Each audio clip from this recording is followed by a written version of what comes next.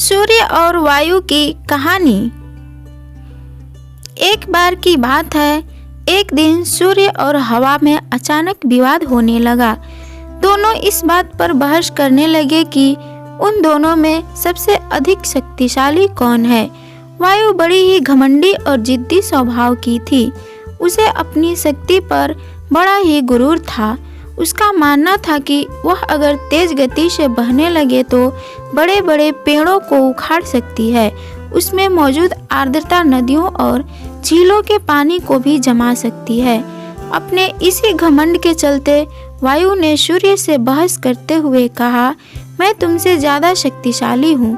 मैं चाहूँ तो किसी को भी अपने झोंके से हिला सकती हूँ।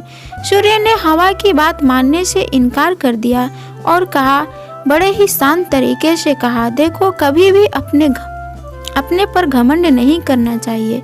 हवा यह सुनकर चिढ़ गई और खुद को ज़्यादा शक्तिशाली बताती रही। इस पर दोनों आपस में बहस कर ही रहे थे कि उन्हें तभी रास्ते में एक आदमी दिखाई दिया। उस आदमी ने कोट पहना हुआ था। उसे देखकर सूर्य के मन में एक योजना आई। उसने कहा कि जो भी इस आदमी को उसका कोट उतरवाने के लिए मजबूर कर देगा, उसे ही अधिक शक्तिशाली माना जाएगा। हवा ने यह बात मान ली और कहा, ठीक है, सबसे पहले मैं कोशिश करूंगी, तब तक तुम बादलों में छिप जाओ। सूर्य बादलों के पीछे छिप गया। फिर हवा बहने लगी।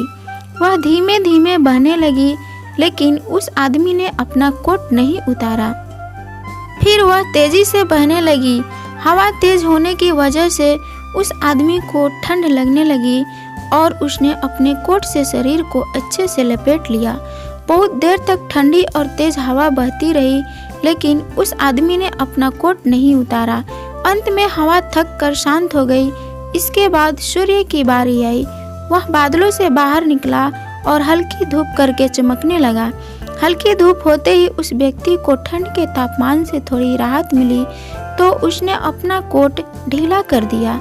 इसके बाद फिर सूर्य तेजी से चमकने लगा और तेज धूप निकल गई।